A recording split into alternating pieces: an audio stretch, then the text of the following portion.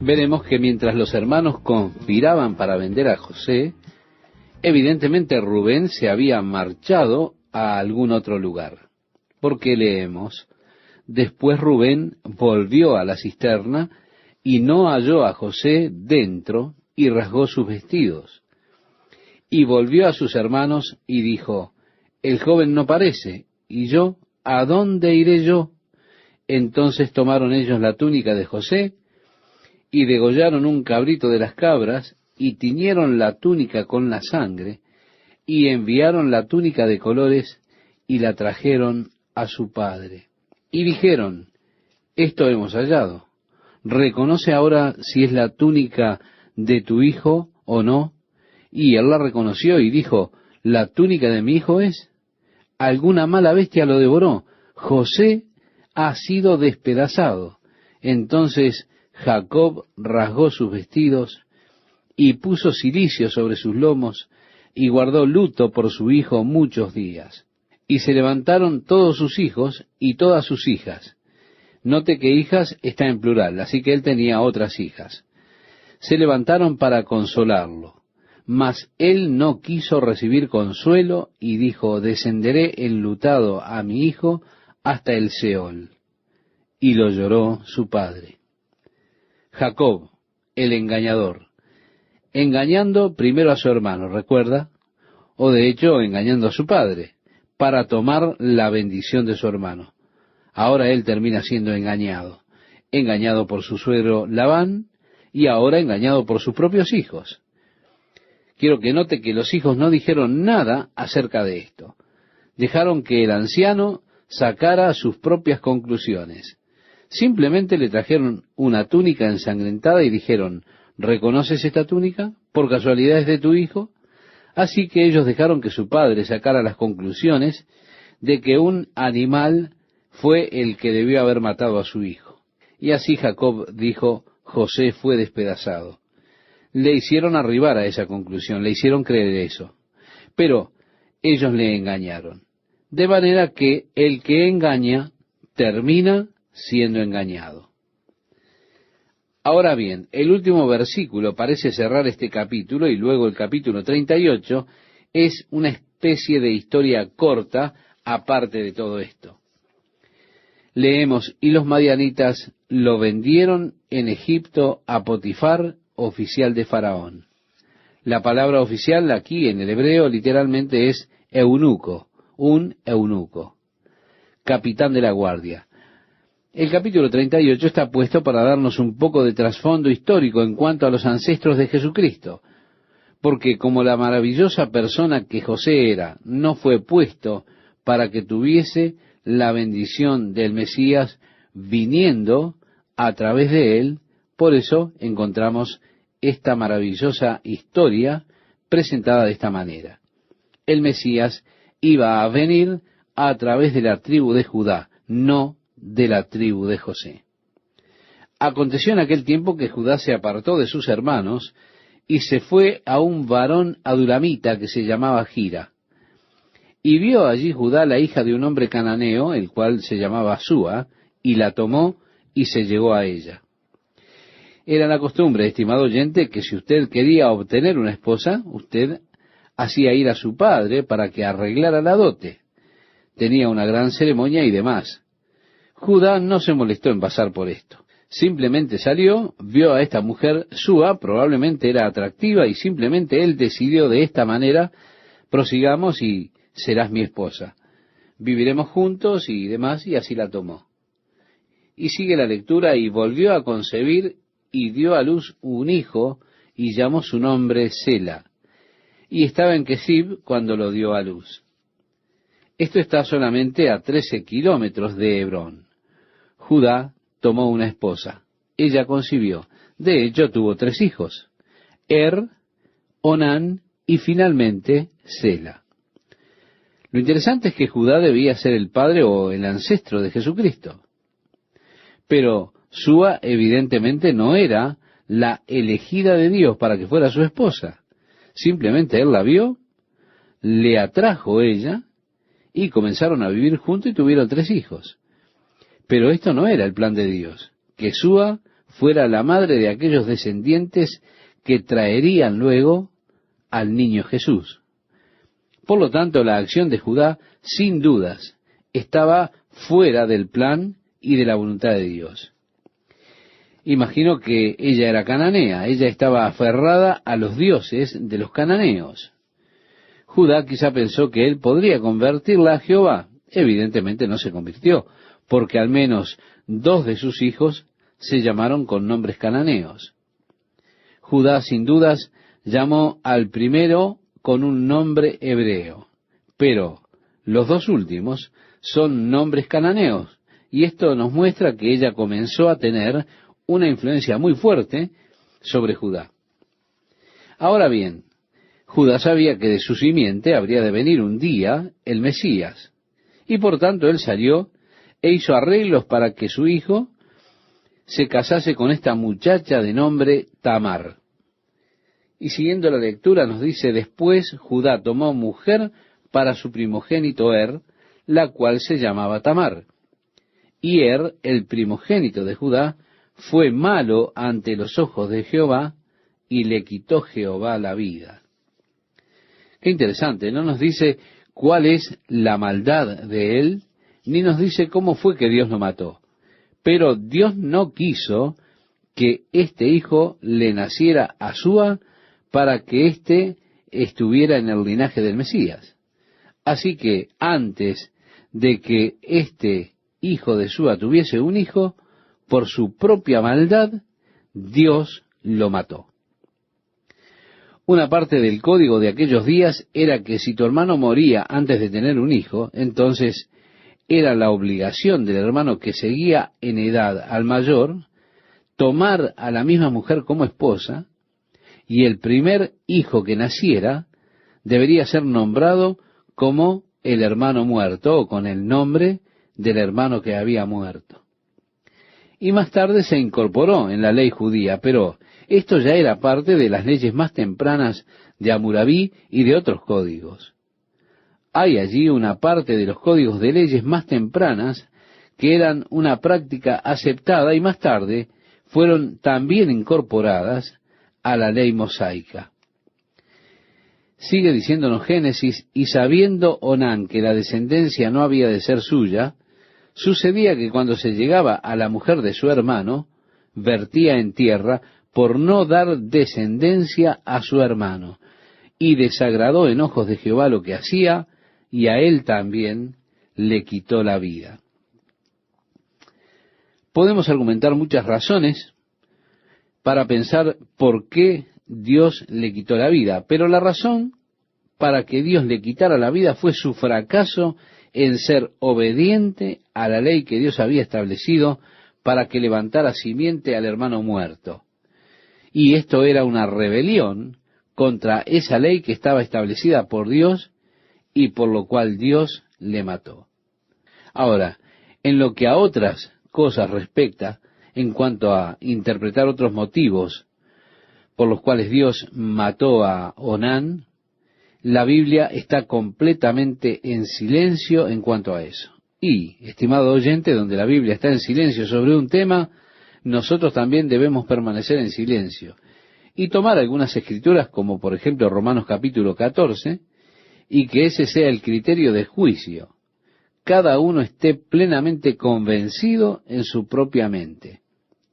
En cuanto al control de natalidad y el ejercicio familiar del control de natalidad, métodos de control o similares, esto es algo que cada familia debe solucionar. La Biblia, de hecho, no cubre o no trata estos asuntos. Y donde la Biblia no trata específicamente con el tema, entonces tenemos que ir donde la Biblia trata con temas no específicos. Y esto es que cada persona tiene que estar persuadida en su propia mente de lo que está bien y de lo que está mal. Por lo tanto, cada pareja debe determinar para sí mismos el método de control de natalidad que ellos quieren seguir.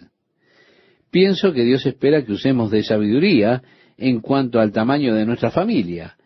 Y no creo que Dios haya pretendido que la relación íntima entre el hombre y la mujer sea estrictamente para perpetuidad de la raza humana, sino también para una experiencia placentera entre el esposo y la esposa, una experiencia que les acerque. En Hebreos leemos que honroso es en todos el matrimonio y el lecho sin mancilla.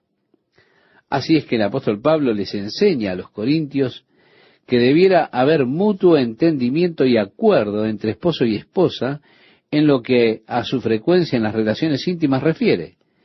Pero aún así no debiera haber un tiempo de abstinencia prolongado de uno con el otro, puesto que Satanás se moverá y usará ese tiempo prolongado como una oportunidad para tentar. Así es que esta escritura aquí, donde Onán derramó su semilla en la tierra y Dios le mató, esto debe ser tomado en su contexto. No es un argumento en contra de estas prácticas que los hombres han usado, como si utilizáramos un argumento en contra de ellas, sino que de hecho es porque Onán falló y se rebeló en contra de la ley de Dios al levantar una simiente para su hermano muerto. Por ello fue por lo que el Señor lo mató. Continúa Génesis diciendo, y desagradó en ojos de Jehová lo que hacía, y a él también le quitó la vida. Y Judá dijo a Tamar su nuera, quédate viuda en casa de tu padre hasta que crezca Sela mi hijo, porque dijo, no sea que muera él también como sus hermanos. Y se fue Tamar y estuvo en casa de su padre.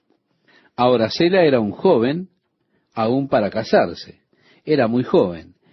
Él, de hecho, era el más joven de los 3 hijos de Judá. Pero más que eso, él estaba con temor. Hombre, si 2 de los hijos han muerto en un matrimonio abortivo con esta mujer, sin duda él no quería que los 3 se perdieran. Así que dice, ve a casa de tu padre y habita allí. Y él trató de olvidarla, algo así como ojos que no ven, corazón que no siente. Y así la dejó ir. Y él trató de olvidarla, algo así como ojos que no ven, corazón que no siente. Y así la dejó ir. Pasaron muchos días y murió la hija de Súa, mujer de Judá. Así continúa el libro de Génesis.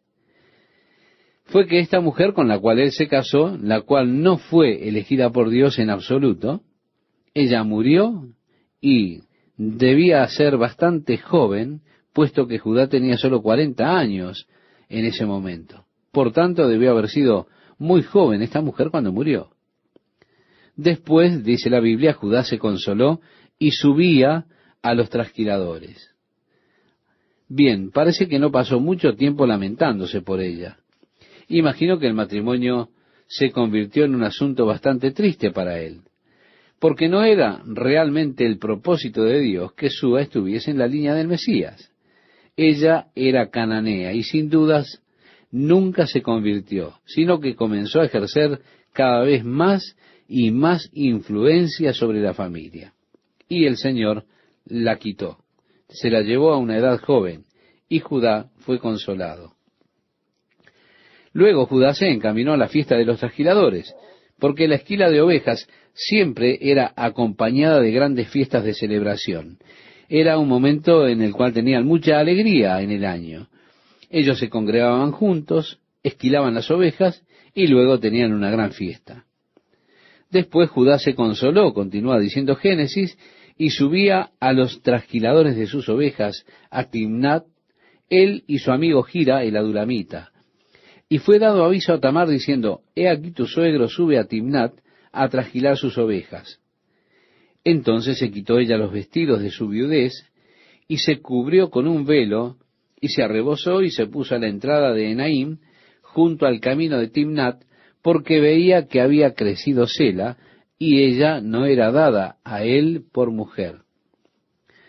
Pero su suegro no la había estado tratando muy bien.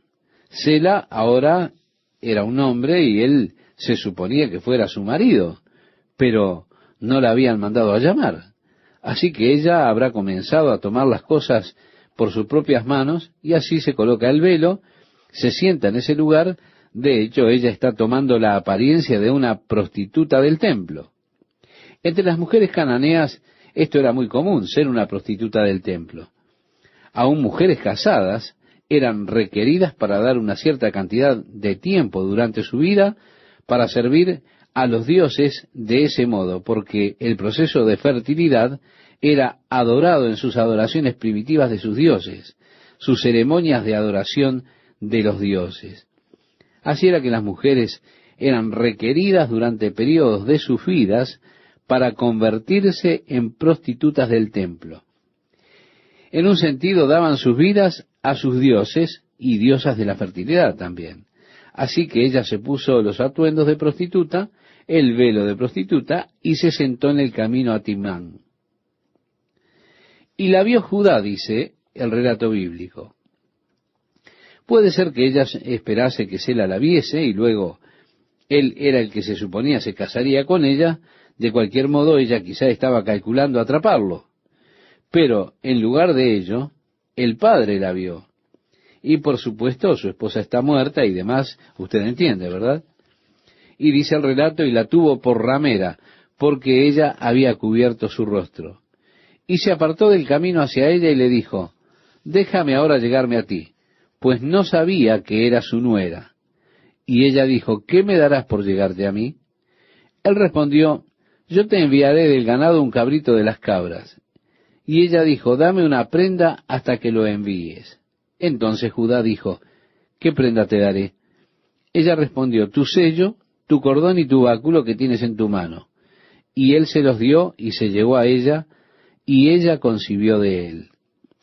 Ahora, este asunto de ¿qué prenda te daré? Interesante es que el dar un anillo en el matrimonio viene de hecho de este acontecimiento. La prenda para mostrar sinceridad. Sí, la prenda fue siempre con ese propósito. Te he hecho una promesa para mostrarte que mi promesa es sincera, entonces te voy a dar esta prenda. Así es que el anillo es una prenda para mostrar la sinceridad de un acuerdo, de una promesa. En otras palabras, es una garantía de la promesa. Así que ese es el propósito de un anillo de casamiento. Es una prenda mediante la cual está garantizando el hecho de que usted habrá de guardar el acuerdo, ese pacto que ha sido hecho con anterioridad verbalmente. Seguimos la lectura y vemos que así ella concibió. Y dice, luego se levantó y se fue y se quitó el velo de sobre sí y se vistió las ropas de su viudez.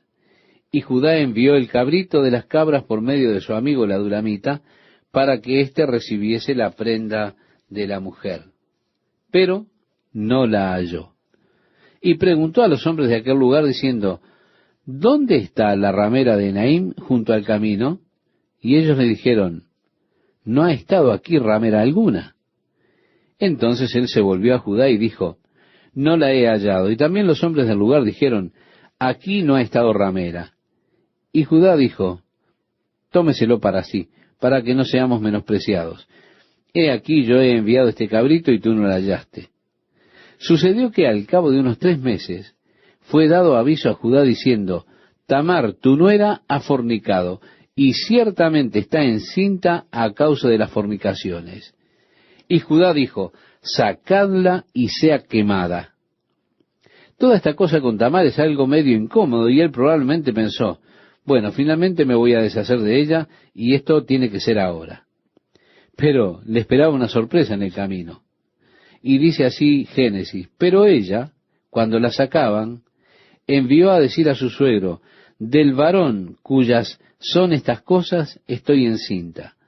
También dijo, mira ahora de quién son estas cosas, el sello, el cordón y el báculo.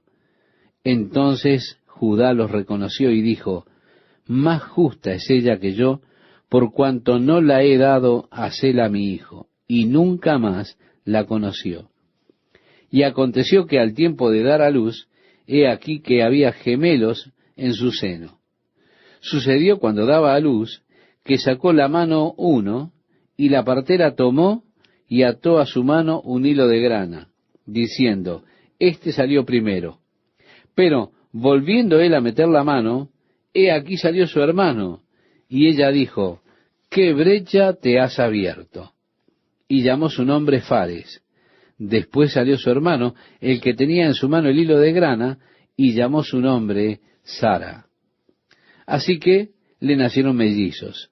Y es interesante nuevamente que uno parecía que estaba saliendo del vientre, y de repente replegó su mano y el otro nació primero, porque el otro iba a ser aquel por el cual la línea de Cristo iba a venir.